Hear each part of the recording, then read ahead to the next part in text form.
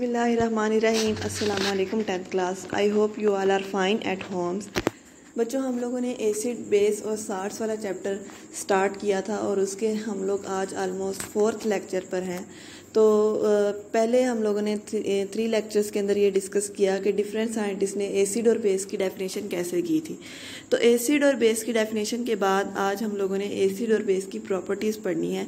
So today our topic is general properties of acid and base. Acid और base की general properties.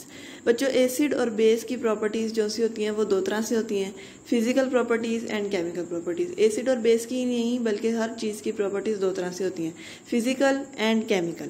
ठीक है, तो बेटा फिजिकल और केमिकल प्रॉपर्टीज़ एक दूसरे से कैसे डिफ्रेंशिएट होती हैं, तो ये मैं आपको थोड़ा सा रिवाइज कर दूं। फिजिकल प्रॉपर्टीज़ ऐसी होती हैं जिनको हम लोग अपनी 5 सेंसेस से फील कर सकते हैं। फॉर एग्जाम्पल, कलर है, स्मेल है, टेस्ट है। अब कलर को हम लोग अपनी आइज से देखते हैं, स्मेल को अपने नोज से और टेस्ट को अपनी टंग के थ्रू हम लोग चेक कर सकते हैं। ठीक है, तो हम अपनी ऐसी प्रॉपर्टीज़ जिनको देखने के लिए हम अपनी 5 सेंसेस को यूज़ करते हैं वो फिजिकल प्रॉपर्टीज़ कहलाती हैं।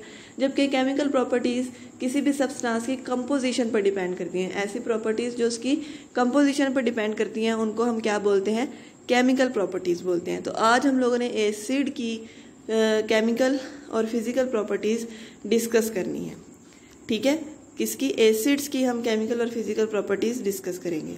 सबसे पहले हम इसकी फिजिकल प्रॉपर्टीज़ को डिस्कस कर लेते हैं। ये हम लोगों ने पहले भी चैप्टर के स्टार्ट के अंदर डिस्कस कर ली थी कि acids have sour taste. For example, unripe citrus fruit और lemon juice. They turn blue litmus red. Blue litmus को ये रेड में चेंज कर देते हैं। They are corrosive in concentrated form. Concentrated form के अंदर ये खतरनाक होते हैं। Their aqueous solution conduct electric current. और उनका aqueous solution electric current conduct कर सकता है, यानी कि अगर उनका एक्वस सोल्यूशन बनाया जाए, पानी के अंदर उसका सोल्यूशन बनाया जाए तो उसमें से इलेक्ट्रिसिटी पास कर सकती है। ये है इसकी physical properties. Next is chemical properties. Chemical properties के अंदर डिफरेंट थिंग्स के साथ इसका रिएक्शन देखा जाता है जिससे इसकी कंपोजिशन के बारे में पता चलता है। तो पहला जो केमिकल रिएक्शन ये शो करते हैं, रिएक्शन विद मेटल्स।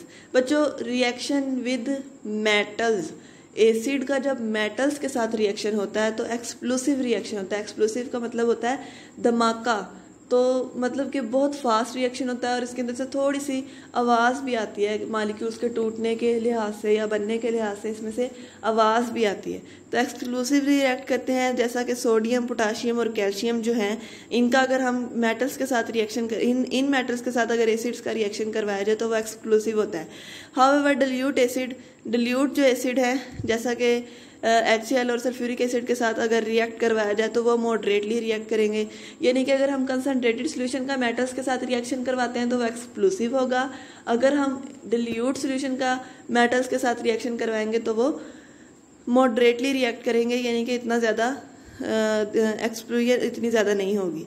ठीक है, फॉर एग्जांपल मैग्नीशियम के साथ, जिंक के साथ, आयरन के साथ और एल्युमिनियम के साथ। और जब ये किसी मेटल के साथ रिएक्ट करते हैं तो उसका रिस्पेक्टिव साल्ट बनाते हैं और उसमें से हाइड्रोजन गैस लिबरेट करती है, यानी कि हाइड्रोजन गैस उसमें से निकल जाती है। फॉर एग्जाम्पल, नीचे 2 एग्जाम्पल दी गई हैं। जिंक रिएक्ट कर रहा है सल्फ्यूरिक एसिड के साथ, जिंक सल्फेट बनाया और हाइड्रोजन गैस निकली है। ठीक है, तो जिंक सल्फेट जो सा है ये रिस्पेक्टिव साल्ट है। अब सल्फेट एक पार्ट उतर के हमारे पास मेटल के साथ लग गया ना, तो ये उस मेटल का साल्ट बन गया। ठीक है, सेकंड एग्जांपल है एल्युमिनियम का रिएक्शन है HCl के साथ, तो इससे बन जाता है AlCl3 और 3H2। हाइड्रोजन के 3 मॉलिक्यूल्स इसमें से एस्केप आउट करते हैं। Next is reaction with carbonates and bicarbonates. Carbonates और बाइकार्बोनेट्स के साथ जो रिएक्शन होता है उसमें क्या होता है, acid react with carbonates and bicarbonates to form concentrated salt with the evolution of carbon dioxide gas. ठीक है, एसिड जब कार्बोनेट्स और बाइकार्बोनेट्स के साथ मिलकर रिएक्शन करते हैं तो कंसनट्रेटेड साल्ट्स बनते हैं, यानी कि बहुत गाढ़े साल्ट बनते हैं उसके अंदर। और वो क्या करते हैं, उसमें से कार्बन डाइऑक्साइड, जब मेटल्स के साथ रिएक्शन था तो हाइड्रोजन गैस निकली थी, लेकिन कार्बोनेट्स और बाइकार्बोनेट्स के साथ जब रिएक्शन है तो उसमें से कार्बन डाइऑक्साइड गैस है। निकल रही, ठीक है।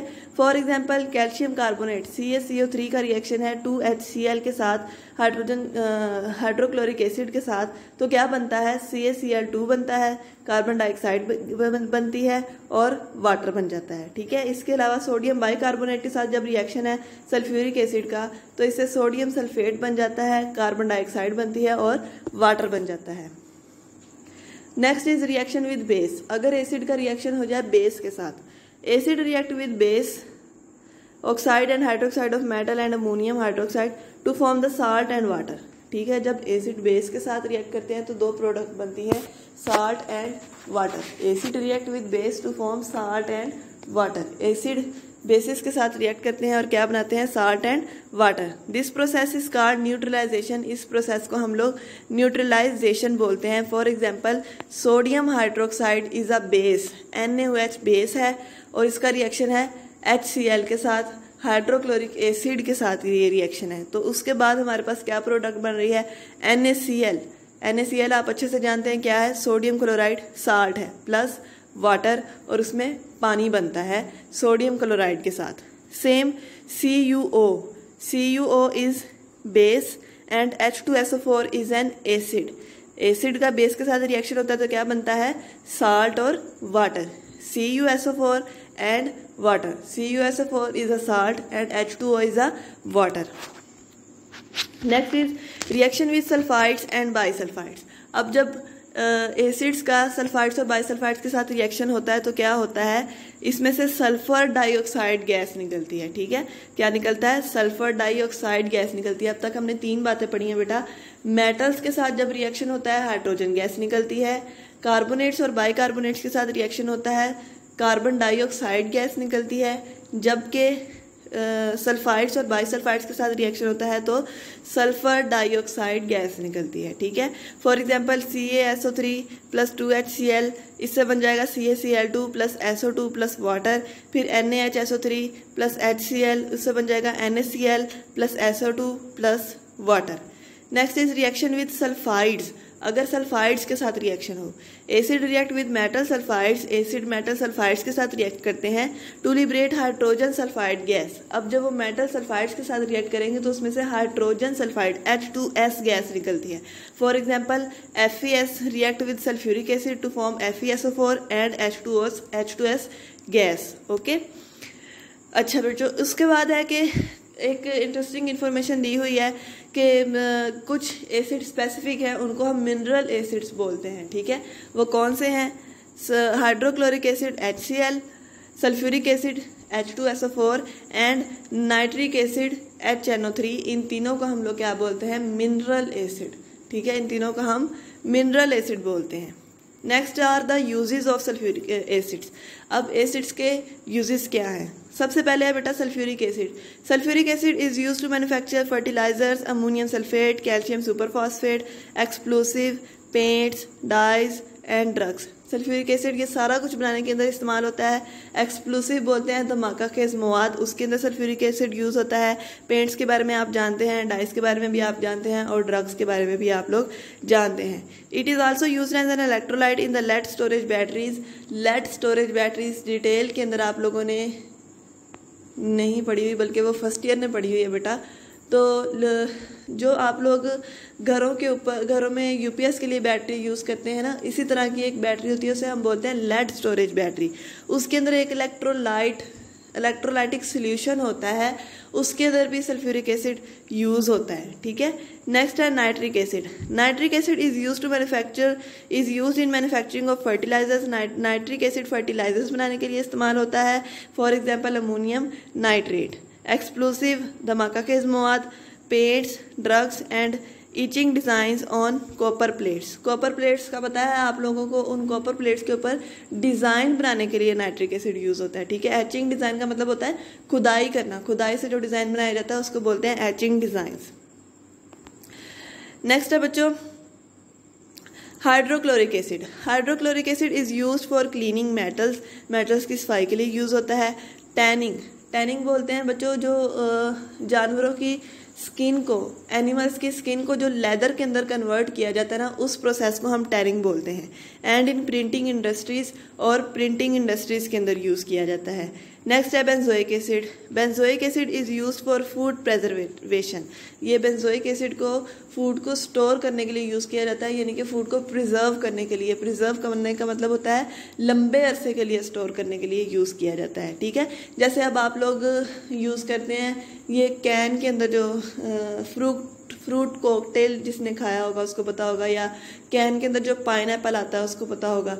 अब उसके अंदर एक लिक्विड यूज़ किया जाता है, तो बेटा उसको जितना मर्जी आप लंबा अरसे के लिए रख लें वो ख़राब नहीं होता। ठीक है, तो उसका यही मतलब है कि उसको लंबे अरसे के लिए प्रिजर्व किया हुआ है। तो वो जो केमिकल उसके अंदर जो लिक्विड होता है उसके अंदर बेंजोइक एसिड भी यूज़ होता है। ठीक है, तो next is acetic acid. Acetic acid is use for flavouring food. Food को फ्लेवर देने के लिए यूज़ होता है। And for food preservation, food को प्रिजर्व करने के लिए यूज़ होता है। It is also use to cure the sting of wasps बोलते हैं, जिस तरह की मक्खी होती है या फिर शहद की मक्खी, उस तरह की एक चीज़ होती है, उसे वेस्प बोलते हैं। और बल्कि शहद की मक्खी को ही वेस्प बोला जाता है समटाइम्स। वो अगर आपको डंक मार जाए तो उसको ठीक करने के लिए भी एसिटिक एसिड यूज़ होता है। ठीक है, इस तरीके से डिफरेंट एसिड के यूजेस हैं और इस तरीके से उसकी फ़िज़िकल और केमिकल प्रॉपर्टीज़ हैं। फ़िज़िकल प्रॉपर्टीज़ तो आप लोगों ने चैप्टर के स्टार्ट में ही याद कर ली थी, ये वही हैं। और केमिकल प्रॉपर्टीज़ के अंदर हमने इसका रिएक्शन पढ़ना है, और हमने इसका 3-4 चीज़ों के साथ रिएक्शन पढ़ा है। मेटल्स के साथ रिएक्शन पढ़ा है जिसमें हाइड्रोजन गैस लिबरेट हुई थी। उसके बाद फिर हम लोगों ने कार्बोनेट्स और बाइकार्बोनेट्स के साथ रिएक्शन पढ़ा जिसमें कार्बन डाइऑक्साइड गैस लिबरेट हुई थी।